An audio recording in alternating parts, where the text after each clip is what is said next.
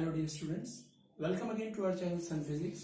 आज हम करने वाले हैं कुछ numerical regarding to electromagnetic induction.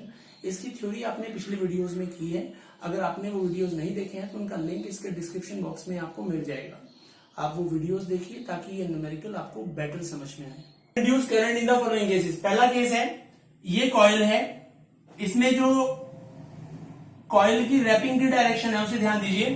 South pole को इधर लेके आते हैं तो आपको इसमें करंट की डायरेक्शन बतानी है, क्या होगी। लेंज लॉ के अकॉर्डिंग, क्योंकि साउथ पोल पास आ रहा है तो ये जो डायरेक्शन है इसमें साउथ पोल बनेगा। साउथ पोल का मतलब इसमें करंट की डायरेक्शन क्लॉकवाइज हो जाएगी। क्लॉकवाइज होने का मतलब इस तरह से, और जब ये ऐसे होके इधर जाएगी तो इस तरह से करंट चलेगा, यानी कि क्यू आर पी ये डायरेक्शन रहेगी। आप इस क्यू आर पी को पी क्यू आर भी लिख सकते हैं और आर पी क्यू भी लिख सकते हैं, बस ऑर्डर नहीं बिगड़ना चाहिए, ऑर्डर यही रहना चाहिए। तो दूसरे डायग्राम में देखिए, जो दो कॉइल हैं, पी क्यू आर पोजीशंस हैं। इस कॉइल में एक्स वाई और जेड पोजीशन है। मैग्नेट का साउथ पोल इस साइड ले जाया जाता है। आपको फिर से जज करना है कि करंट की डायरेक्शन दोनों कॉइल्स में क्या होगी। Will use Lenz law. यहां से इधर आते हैं तो ये साउथ पोल बनेगा। साउथ पोल का मतलब डायरेक्शन क्लॉकवाइज होगी, लेकिन इस बार जो क्लॉकवाइज होगा इधर से, तो ध्यान दीजिए ये करंट इधर जाएगा, ये ऐसे आके इस तरफ से फाइनली यहां से निकलेगा, यानी कि यहां करंट की डायरेक्शन रहेगी क्यू पी आर। इसी तरह से ये डायरेक्शन साउथ बनेगी, ये नॉर्थ बन जाएगी। यहां नॉर्थ होगा क्योंकि नॉर्थ दूर जा रहा है, तो यहां साउथ तो यहां नॉर्थ पोल। नॉर्थ पोल मतलब करंट की डायरेक्शन एंटी क्लॉकवाइज, और एंटी क्लॉकवाइज का मतलब इस तरह से जाके और ऐसे बाहर आएगा, यानी कि ये डायरेक्शन रहेगी वाई जेड और एक्स के। जो साउथ पोल है मैग्नेट का, उसको हम इसके पास लेके आते हैं। इस कॉइल में एक कैपेसिटर जोड़ा गया है, जिसकी ऊपर वाली प्लेट ए है, नीचे वाली प्लेट बी है। While coming towards this coil, find the polarities of plate A and plate B। Question को ध्यान दीजिए, ये कॉइल है, इस साइड से हम लेके आ रहे हैं, ऊपर वाली प्लेट A, नीचे वाली प्लेट B, साउथ पोल को क्लोज लेके आ रहे हैं, तो उसकी वजह से इसमें इंड्यूस करंट आएगा, जिसकी वजह से प्लेट्स जो हैं कैपेसिटर की वो चार्ज हो जाएंगी। तो कौन सी प्लेट पॉजिटिव चार्ज होगी, कौन सी नेगेटिव चार्ज होगी, आपको इस क्वेश्चन में वो फाइंड आउट करना है। और ये एनसीईआरटी सॉल्व एग्जांपल है, बोर्ड में आया हुआ क्वेश्चन है।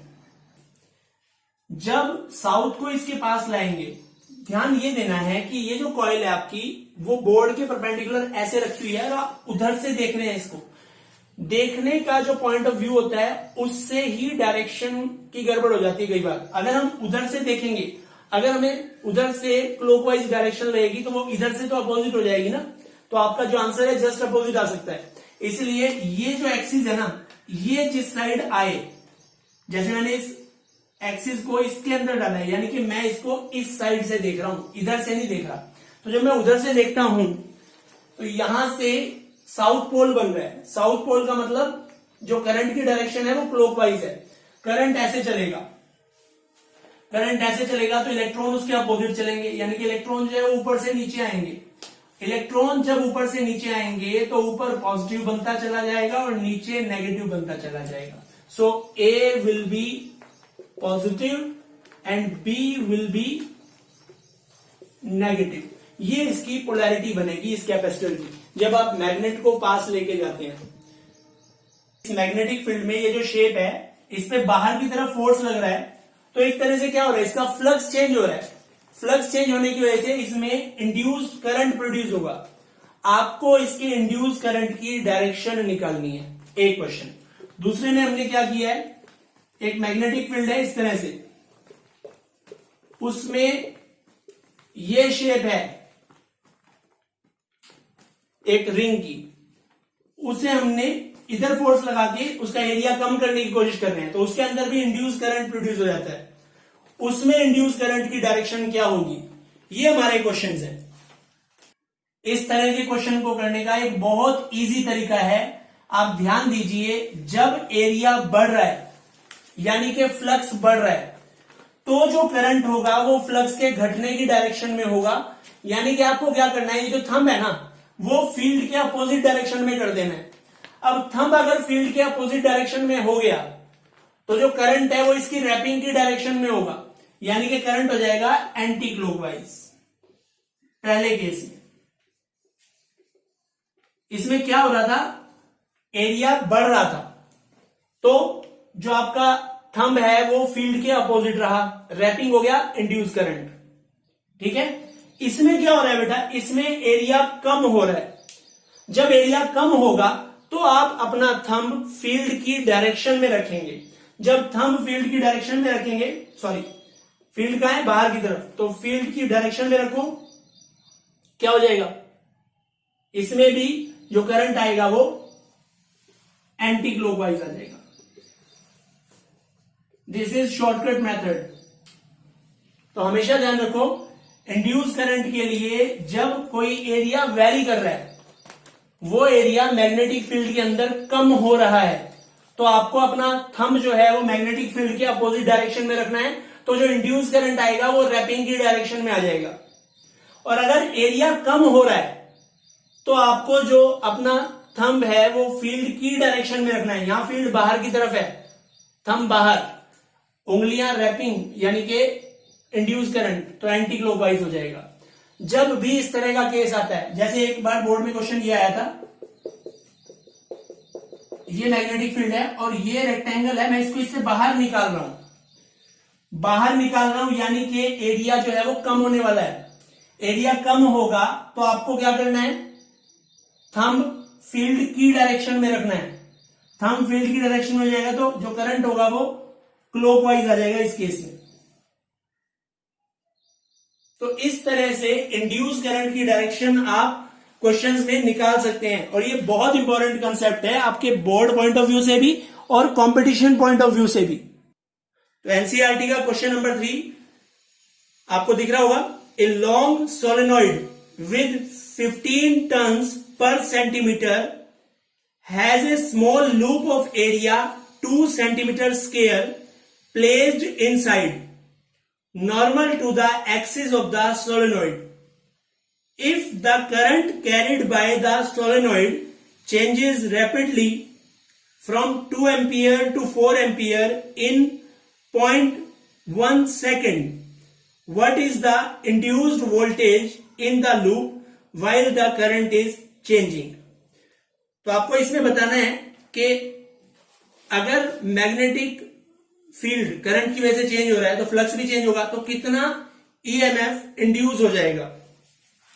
देखिए गिवन क्या क्या है बेटा, गिवन है I1 वो था 2 एम्पियर, I2 हो गया 4 एम्पियर, एरिया दे रखा है 2 सेंटीमीटर स्क्वायर, इसको मैं 2 इंटू 10⁻⁻⁴ मीटर स्क्वायर लिख लेता हूं, और नंबर ऑफ टर्न्स हमें स्मॉल एन की जरूरत पड़ेगी, वो हो जाएगा 15 पर सेंटीमीटर है तो 15 बाय 1/100 पर मीटर, यानी कि 1500 टर्न्स पर मीटर। इससे क्या होगा, φ1 can be written as μ0 NI1 into A, क्योंकि φ1 क्या होता है, φ1 होता है B1A, तो B1 की वैल्यू μ0 NI1, तो φ1 ये आ गया, ऐसे φ2 क्या आ जाएगा, φ2 होगा B2A यानी कि μ0 NI2A। E क्या होता है, E होता है minus delta phi by delta t, कितने टाइम में हो रहा है ये चेंज वो भी गिवन है, डेल्टा टी जो है वो 0.1 सेकेंड है। वैल्यू पुट करते हैं, E is equal to minus phi2 minus phi1 by delta T, या फिर इसको लिख सकते हैं minus mu naught N I2 minus mu naught N I1 into A by delta T. यहां से minus mu naught N A common आ जाएगा, I2 minus I1 by delta T. सारी वैल्यूज हमारे पास हैं, तो हमारे पास E की वैल्यू आ जाएगी माइनस म्यू नॉट कितना है 4 pi into 10⁻⁻⁷, number of turns 1500, area 2 into 10⁻⁻⁴, और I2 माइनस I1 4 माइनस 2 कितने टाइम में हो रहा है 0.1 में। इसको सॉल्व कर लेंगे, इसका आंसर आ जाएगा 7.5 into 10⁻⁻�6 volt with negative polarity.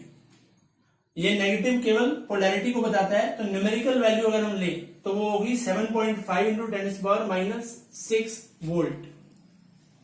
From NCERT, A rectangular loop of sides 8 centimeter and 2 centimeter with small cut is moving out of the region of uniform magnetic field of magnitude 0.3 Tesla directed normal to the loop. What is the voltage developed across the cut if velocity of loop is 1 centimeter per second in the direction normal to the first part longer side, second part shorter side of the loop, and for how long does the induced voltage last in each case? सबसे पहले given देख लीजिए। Given है हमारे पास एक loop है जो magnetic field में है। मैग्नेटिक फील्ड इस तरह से ले लेते हैं, ठीक है, और इसमें जो लूप है वो सपोज ये है, इसमें एक बिल्कुल छोटा सा कट मान लेते हैं यहां पे। आपको दो तरह से इसको बाहर निकालना है, या तो इस साइड से निकाल लो शॉर्टर साइड से, या लॉन्गर साइड से। ये साइड जो है वो 2 सेंटीमीटर की है, ये साइड जो है वो 8 सेंटीमीटर की है। मैग्नेटिक फील्ड की जो वैल्यू है that is 0.3 Tesla. Magnetic field इस कॉइल के नॉर्मल है। आपको बताना है अगर ये इसकी जो वेलोसिटी है वो 1 सेंटीमीटर पर सेकंड है, उससे ये बाहर निकल रहा है, इधर से निकले या इधर से निकले। दोनों ही केस में आपको दो चीजें बतानी है। एक तो हम क्या करते हैं, ऊपर से बाहर निकालते हैं, यानी कि फ्रॉम लॉन्गर साइड। आपको एक तो ईएमएफ निकालना है कितना होगा और कितने टाइम तक वो रहेगा। ईएमएफ के लिए हमारे पास फॉर्मूला होता है BLV। अब लॉन्गर साइड के लिए लेंथ जो लेंगे वो ये लेंगे, क्योंकि जो velocity perpendicular to this side वही लेंथ लेनी होती है। तो B हो गया 0.3, लेंथ हो गई 8 सेंटीमीटर यानी कि 8 इंटू 10⁻² मीटर, और वेलोसिटी 1 सेंटीमीटर है तो 10⁻⁻² मीटर पर सेकेंड। तो ये मेरे पास आ जाएगा 2.4 इंटू 10⁻⁻4 वोल्ट। अब कितने टाइम तक ये ईएमएफ इसमें प्रोड्यूस होगा, ये देखिए, ये जो लेंथ है जब ये बाहर निकलनी शुरू होगी और जब तक बाहर निकलेगी तब तक ईएमएफ प्रोड्यूस होगा, यानी कि time for EMF is equal to distance upon speed. Distance है केवल 2 सेंटीमीटर, स्पीड है 1 centimetre per second. Centimetre centimetre cancel, 2 second के लिए ये ईएमएफ प्रोड्यूस होगा, केवल 2 सेकंड के लिए। और अगर इसी को हम इस साइड से बाहर निकालें तो दूसरा केस है शॉर्टर साइड। शॉर्टर साइड में क्या होगा, E is equal to BLV। इस बार L जो लेंगे वो केवल 2 सेंटीमीटर लेंगे। It will be 2 into 0.03 into 2 into 10⁻⁻² into velocity 10⁻⁻² तो रिजल्ट आ जाएगा 0.6 इंटू 10⁻⁻⁴ वोल्ट। और टाइम आ जाएगा डिस्टेंस अपॉन स्पीड। इस बार डिस्टेंस जो है वो 8 सेंटीमीटर है बाय 8 सेकेंड। तो जब आप इस कॉइल को इस साइड से बाहर निकालेंगे तो ज्यादा समय के लिए ईएमएफ प्रोड्यूस होगा, लेकिन होगा कम, क्योंकि वैल्यू कितनी आ रही है 0.6 इंटू 10⁻⁴ वोल्ट। लेकिन कितने समय के लिए आ रहा है? 8 सेकंड के लिए। और जब इस साइड से बाहर निकालेंगे, क्योंकि ये जो रीजन है वो छोटा है, तो जल्दी ही वो बाहर निकल जाएगा, यानी कि ईएमएफ केवल 2 सेकंड के लिए प्रोड्यूस होगा। और कितना होगा? उससे लगभग 4 गुना, यानी कि 2.4 इंटू 10⁻⁻⁴ वोल्ट। नेक्स्ट क्वेश्चन आपके सामने है। A 1 metre long conducting rod rotates with an angular frequency of 400 radian per second about an axis normal to the road passing through its one end. The other end of the road is in contact of a circular metallic ring. A constant magnetic field of 0.5 Tesla parallel to the axis exists everywhere. Calculate the EMF developed between the center and the ring. तो सबसे पहले ये कुछ इस तरह का structure है जो हम पहले भी थ्योरी में कर चुके हैं।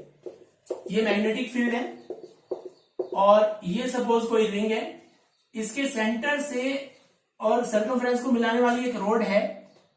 आपको बताना है जब ये रोटेट करती है, ऐसे रोटेट करेगी तो कोई एंगल बनाएगी, कुछ एंगुलर वेलोसिटी होगी उसकी, तो इसके सेंटर और इस एंड के अक्रॉस एक ईएमएफ डेवलप हो जाएगा। और हम जानते हैं उस ईएमएफ का फॉर्मूला होता है ½ BL² ओमेगा, जहां B मैग्नेटिक इंडक्शन है, L length of the road है, ओमेगा एंगुलर वेलोसिटी है जिससे ये रोटेट हो रहा है।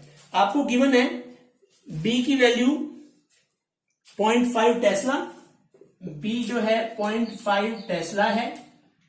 लेंथ ऑफ द रोड वो कितना है?